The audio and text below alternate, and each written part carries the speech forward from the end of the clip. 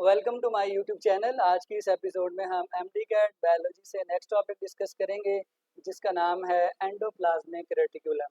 इस टॉपिक का link previous episode के साथ भी है जिसमें हमने कहा था कि राइबोसोम जब प्रोटीन बना देता है तो उसके बाद वो प्रोटीन कहाँ जाएगी, वो हम आज की इस एपिसोड में देखेंगे। वो प्रोटीन एंडोप्लाज्मिक रेटिकुलम में स्टोर होगी और उसी से आगे ट्रांसपोर्ट भी होगी।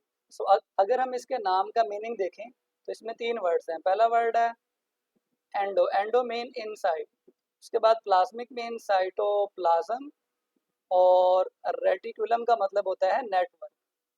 सो ये सेल के अंदर मौजूद नेटवर्क है जो कि फैला हुआ होता है, और ये मेम्ब्रेन्स का बना हुआ नेटवर्क है, थैलियों का बना हुआ नेटवर्क है।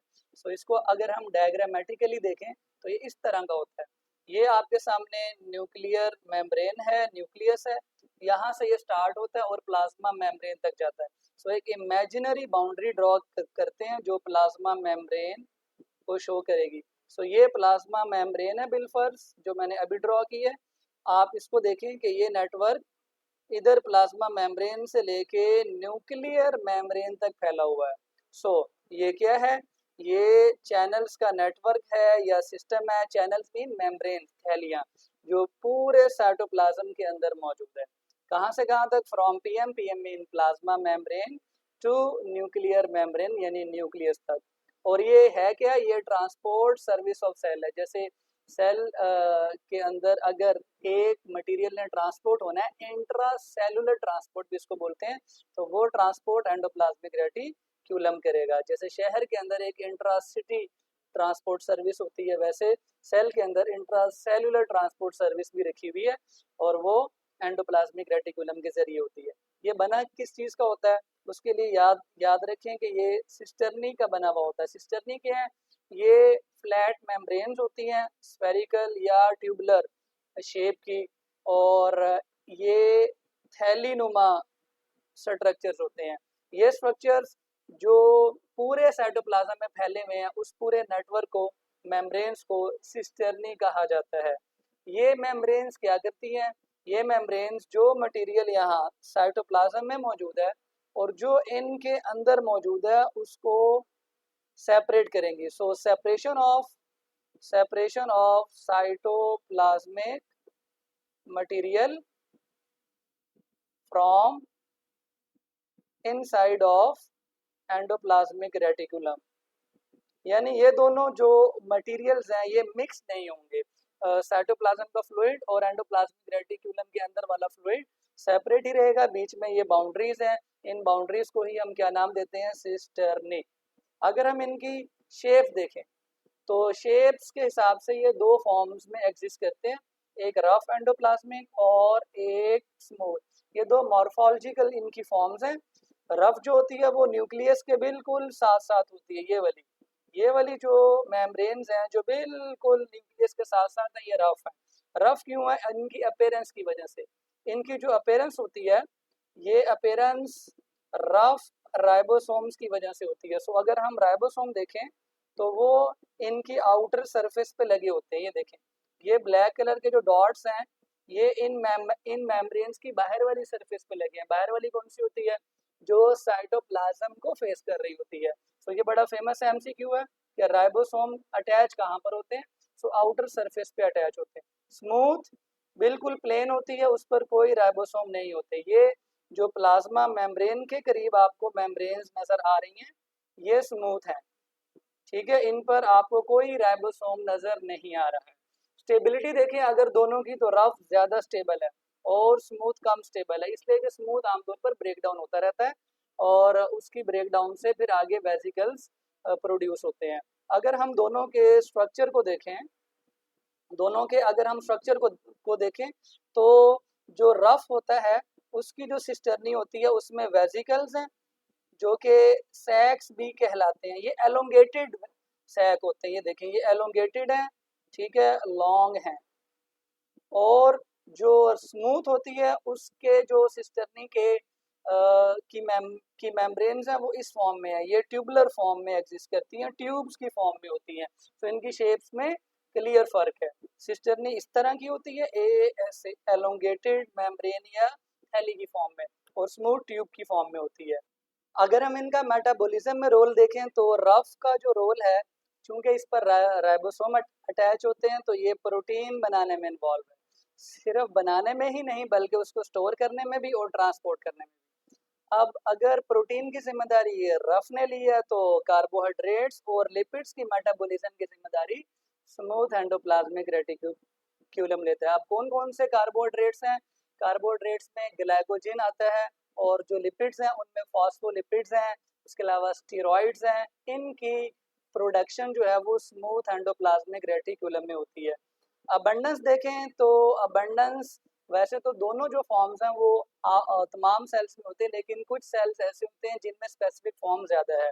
फॉर एग्जांपल अगर रफ की बात करें तो वो लिवर में ज़्यादा है, पैंक्रियाज में ज़्यादा है, गॉबलेट सेल में ज़्यादा है, इसलिए कि ये सेल्स प्रोटीन बनाते हैं। तो प्रोटीन बनाने वाली फॉर्म इनमें ज़्यादा होगी। स्मूथ को देखें तो वो स्केलेटल मसल्स में ज़्यादा है, एडिपोज टिश्यू में ज़्यादा है, ये लिवर में भी ज़्यादा है और न्यूरॉन्स में भी ज़्यादा है। रफ को देखें तो उसमें मेन रोल प्रोटीन का ही है। सो प्रोटीन वो कैसे बना के स्टोर करते, उसके लिए हल्की सी आपको मैं डिटेल बताता हूँ। ये देखिए, न्यूरॉन के सराउंडिंग में जो मेम्ब्रेन्स मौजूद है एंडोप्लाज्मिक की, वो रफ है। ये एक एलोंगेटेड सैक है, सिस्टर्नी का पार्ट है, ये रफ है। इस पर राइबोसोम लगे हुए हैं, ये राइबोसोम सपोज कर लें ब्लैक ब्लैक से, इन्होंने प्रोटीन बनानी है। अब वो प्रोटीन बनने के बाद कैसे सिस्टर्नी के अंदर जाएगी, उसके लिए आप देखें कि जो मेम्ब्रेन्स का स्ट्रक्चर होता है वो फ्लूइड मोज़ेक मॉडल वाला ही होता है। सो मेम्ब्रेन के अंदर ऐसे प्रोटीन्स एम्बेडेड भी होती हैं जो ट्रांसपोर्ट का काम करती हैं। चैनल प्रोटीन्स भी इनको कहते हैं, ट्रांस मेम्ब्रेन प्रोटीन भी इनको कहते हैं। सो जो प्रोटीन राइबोसोम ने बनानी है प्रोडक्ट के तौर पर, फॉर एग्जांपल ये देखिए, ये रेड रेड सी प्रोटीन बन रही है। सो ये इन ग्रीन कलर की ट्रांसपोर्ट प्रोटीन्स के जरिए, चैनल प्रोटीन के जरिए सिस्टर्नी की मेम्ब्रेन्स के अंदर ट्रांसपोर्ट होकर स्टोर होंगी और वहीं से आगे ट्रांसपोर्ट भी होंगी, यानी आगे फॉरवर्ड स्क्रीट होने के लिए गोल्जी अंकल के पास भी जाएंगी। अब स्मूथ को देख लेते हैं। स्मूथ जिन सेल्स के अंदर मौजूद है वो वहां पर और कौन कौन से रोल प्ले कर रहे हैं। स्केलेटल मसल्स के अंदर इसको स्मूथ वाली फॉर्म को हम सार्कोप्लाज्मिक रेटिकुलम भी कहते हैं। वहां ये कैल्शियम आयंस को स्टोर करता है और ये कैल्शियम आयंस फिर रिलीज होकर मसल्स की कॉन्ट्रैक्शन स्टार्ट करवाते हैं। ये लिवर अंकल के अंदर ड्रग्स को डिटॉक्सिफाई करता है, ड्रग्स के अलावा जो टॉक्सिन्स होते हैं, जहरीले मटेरियल्स होते हैं, उनको भी डिटॉक्सिफाई करता है। न्यूरॉन्स के अंदर जो इसका नेक्स्ट फंक्शन है वो नर्व इम्पल्स की ट्रांसमिशन करना है। ये फंक्शन इसका सार्कोप्लाज्मिक रेटिकुलम के तौर पे मसल्स के अंदर भी होता है, स्केलेटल मसल्स के अंदर भी होता है। एडिपोज जो टिश्यू होता है वो आपको पहले से पता है कि ये फैट्स की अकोमोलेशन से बनता है। तो वो जो फैट्स हैं वो कौन पैदा करेगा, कौन प्रोड्यूस करेगा? स्मूथ एंडोप्लाज्मिक रेटिकुलम ही सिंथेसाइज करेंगे। इसके बाद अगर हम ओवरऑल फंक्शन देखें, ओवरऑल फंक्शन अगर हम इन दोनों के काउंट करें तो पहला इनका फंक्शन है ओवरऑल मैकेनिकल सपोर्ट देना। जो मैकेनिकल सपोर्ट है वो एक्चुअली जो जिम्मेदारी होती है वो साइटोस्केलेटन की होती है, लेकिन ये उनके साथ मिलकर सपोर्ट प्रोवाइड करते हैं, इसलिए कि ये पूरे साइटोप्लाज्म में फैले हुए हैं। सेकंड इनका मेन फंक्शन है सेल के अंदर वाली ट्रांसपोर्ट, एक कॉर्नर से दूसरे कॉर्नर पर जो मटेरियल ट्रांसपोर्ट करने हैं, या इंट्रासेलुलर जो ट्रांसपोर्ट सर्विस ऑफ सेल है वो एंडोप्लाज्मिक रेटिकुलम है। इसके बाद थर्ड इसका मेन फंक्शन है न्यूक्लियस की मेम्ब्रेन बनाना, nuclear membrane formation around chromosome. आपको पहले से पता है कि जब सेल डिवीजन होती है तो प्रोफेज में न्यूक्लियस की मेम्ब्रेन टूट जाती है, वो दोबारा टीलोफेज में बनती है क्रोमोसोम्स के गिर्द। दो सेट्स क्रोमोसोम के होते हैं, उन दोनों के गिर्द जो न्यू न्यूक्लियर मेम्ब्रेन बनती हैं वो एंडोप्लाज्मिक से बनती है। और नेक्स्ट इसका फंक्शन है मेम्ब्रेनस ऑर्गेनेलिस को बनाना।